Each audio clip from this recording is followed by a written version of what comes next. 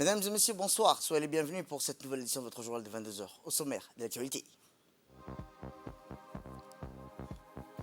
À la une dans l'actualité nationale, remise des diplômes pour les mémorisateurs du Saint-Coran qui s'est tenue au complexe Ar-Rahma. Et enfin, dans l'actualité internationale, au Kenya, le baobab représente un espoir pour l'économie et l'environnement. C'était le titre. Merci si vous nous rejoignez. Eh bien, à la une, le ministère des Infrastructures et de l'Équipement, en collaboration avec l'agence japonaise du JICA, ont organisé ce matin au Sheraton Hotel un atelier de formation sur la cartographie. L'objectif de cet atelier est de Djibouti-Ville connaît un afflux accéléré des populations résultant d'une part de la croissance économique ces dernières années et d'autre part de l'avancée des déserts dans les zones rurales qui s'est traduit par une concentration démographique. La population se sont installées de manière désordonnée dans les zones sururbaines où les terrains d'habitation ne sont pas aménagés, empêchant le développement des infrastructures telles que la voirie, les réseaux d'eau, l'assainissement, et ce qui constitue une contrainte pour la stabilisation socio-économique. Puis après, une cérémonie de signature de convention entre le département du transport et l'agence JICA a eu lieu entre le directeur du transport, Dileta Sultan Mohamed, et le représentant de la JICA, M. Kaneda Masayuki. La cérémonie a été présidée par le ministre des Infrastructures et de l'Équipement, M. Hassan Mohamed Ibrahim, et M. Kaneda Masayuki, représentant de la JICA à Djibouti, et a vu la participation du ministre de l'Enseignement supérieur et de la Recherche, Dr Nabil Mohamed Ahmed, et du directeur du transport, Dileta Sultan Mohamed. Étaient également présents plusieurs cadres du ministère, mais aussi des cadres des agences et des départements gouvernementaux. A permis de créer les cartes numériques de la ville de Djibouti et ses alentours. La deuxième phrase qui se termine aujourd'hui par la remise de l'équipement et des certificats portait sur l'utilisation et la mise à jour des cartes numériques. Grâce à une formation en plusieurs séances et l'acquisition de l'équipement SIG réalisé dans le cadre de ce projet, vous disposez maintenant de suffisamment de capacités et de savoir-faire pour collecter des informations de localisation précise et de mettre en valeur afin d'atteindre un développement urbain plus efficace. Chers experts de l'entreprise PASCO et participants djiboutiens à la formation, je tiens ici à manifester tous mes respects à l'ardeur et la passion que vous avez montré au cours de la formation et je vous félicite vivement pour les résultats que vous avez atteints. Eh bien, voici les propos du ministre après la signature de convention entre le département du transport et l'agence de la JICA. Réel plaisir et un honneur pour moi d'être parmi vous aujourd'hui pour présider la cérémonie de clôture du projet sur l'utilisation et la mise à jour du système d'information géographique de la ville de Djibouti. Mesdames et messieurs, permettez-moi de retracer brièvement l'historique de cet important projet qui vient de s'achever. Comme vous le savez, plusieurs projets d'infrastructure sont mis en œuvre dans la capitale, tels que l'aménagement des routes, des réseaux d'eau, d'électricité et d'assainissement. En 2014, l'Agence japonaise de coopération internationale a réalisé le projet de gestion de données topographiques numériques ayant pour objectif la mise en place des données topographiques numériques servant de base pour l'aménagement des infrastructures dans la ville de Djibouti. Par la suite, après avoir partagé avec les anciens publics concernés les données topographiques qui ont été créées, il s'est révélé difficile de les utiliser efficacement comme souhaité en raison, entre autres, de l'insuffisance de connaissances et de techniques au niveau national. La ville. C'est dans ce contexte que le projet qui arrive à terme aujourd'hui a été initié en 2019. Mesdames et messieurs, le projet qui a été réalisé avec succès comportait principalement 4 principaux types de formation, incluant au total 12 sessions de formation qui ont été dispensées à Djibouti dans le domaine de transfert de technologie.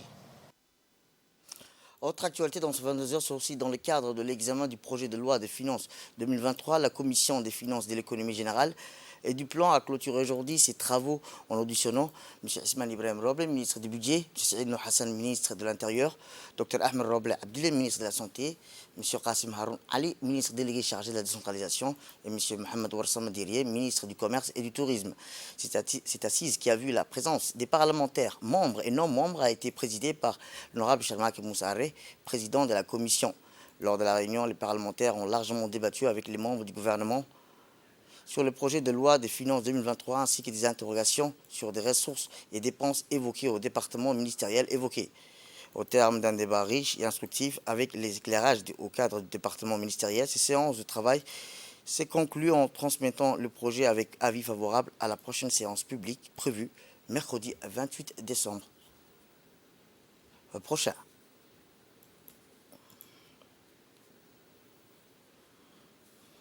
Sans transition, et c'est sous la présidence de la députée Kaltoum Farah Saïd que la commission de la législation et de l'administration générale et des droits humains a tenu une séance de travail élargie aux membres de la commission de la production et des échanges pour examiner le projet de loi numéro 176 de l'année 2022 de la 8e législature portant orientation stratégique pour la structuration du secteur informel en République de Djibouti. Eh bien, le ministre du Commerce et du Tourisme, M. Mohamed Warsam Diriye, représentant le gouvernement, a participé à travers les réponses fournies pour expliquer et défendre les dispositions innovatrices destinées à encadrer un secteur créateur d'emplois et essentiel à l'économie nationale. La commission de la législation et de l'administration générale et des droits humains a transmis à la prochaine séance publique, avec son avis favorable, ce projet de loi en lui proposant des amendements. Centré à présent ou dans le cadre de la riposte contre la flambée des fièvres, la CAM a déployé un vaste réseau de distribution afin de disponibiliser en permanence les médicaments et les consommables dans toutes les structures de santé du pays. En effet, en raison des afflux grandissants dans les centres de l'augmentation de la demande en soins dans les urgences, la CAM a donc triplé le nombre de ses rotations d'approvisionnement de manière à permettre une disponibilité permanente et un train des consommables en tout temps et en tout lieu. Faisant suite aux instructions du ministre de la Santé, ces nouvelles dispositions de riposte de première ligne vont permettre à satisfaire cette demande en hausse en vue de résorber rapidement la montée en flèche de cas de fièvre grâce à une prise en charge thérapeutique adaptée et efficace, tout comme la disponibilité de tous les intrants médicaments et consommables médicaux qui demeurent une condition essentielle pour garantir une prestation de soins de qualité contre les fièvres saisonnières dans tous les centres de santé du pays. Et je vous le dis dans le titre, en étroite collaboration avec le ministère des Affaires islamiques et des biens Warf, le complexe Ar-Rahma, affilié à l'ONG Ar-Rahma de l'État du Koweït, a organisé ce matin une cérémonie dédiée à la remise des diplômes des 60 jeunes de mémorisateurs du Saint-Coran.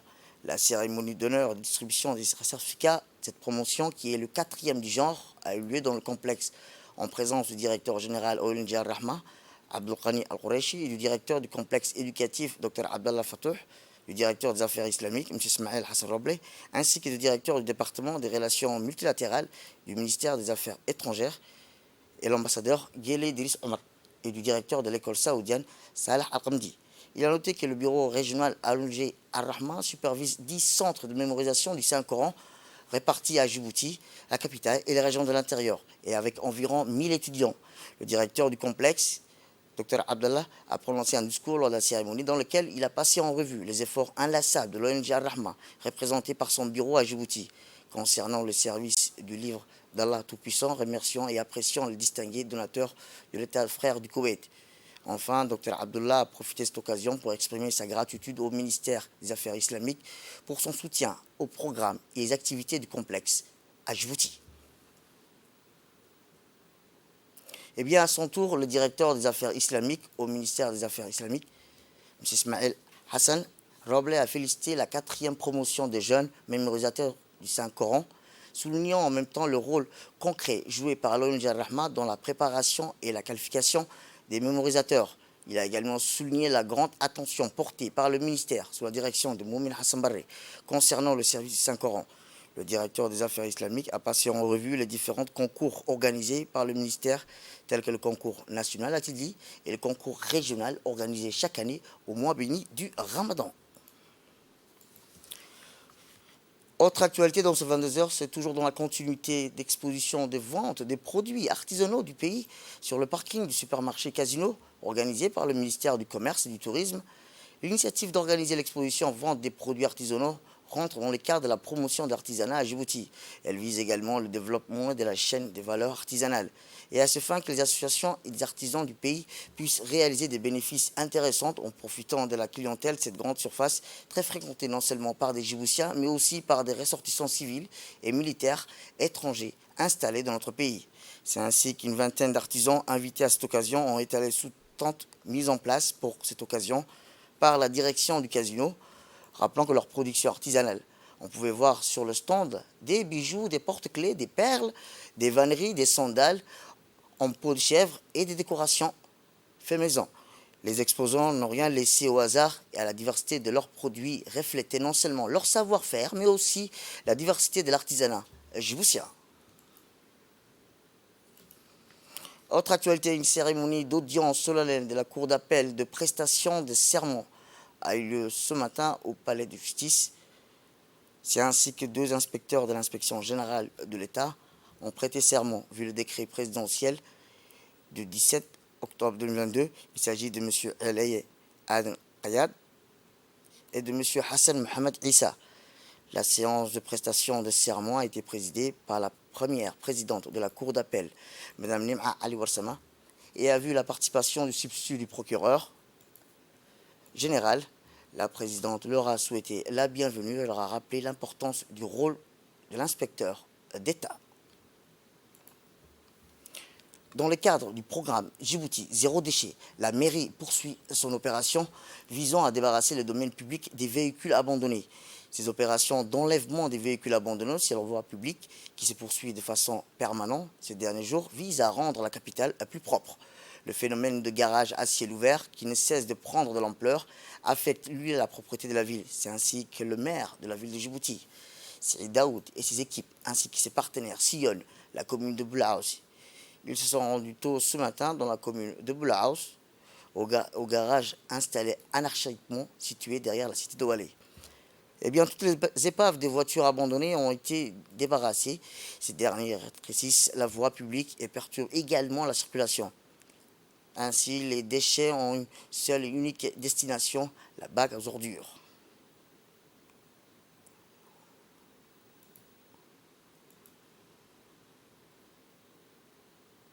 Eh bien, dans une interview accordée à notre consoeur Asma Abouakar, le maire de la ville de Djibouti a indiqué que son projet Djibouti Zéro Déchet est une réalité pérenne. Journée exécutive non-stop que nous sommes en train de se mobiliser. La mairie, les communes, le président des communes de Boulaous, c'est là où il y a la plus grande épave dans la capitale, et la commune de Balbala. À cette occasion, je voudrais informer le conseil des quartiers de nous informer auprès des présidents de communes à toutes les personnes qui ont fui avec leurs épaves et qui les ont cachées dans les artères de quartier à l'intérieur.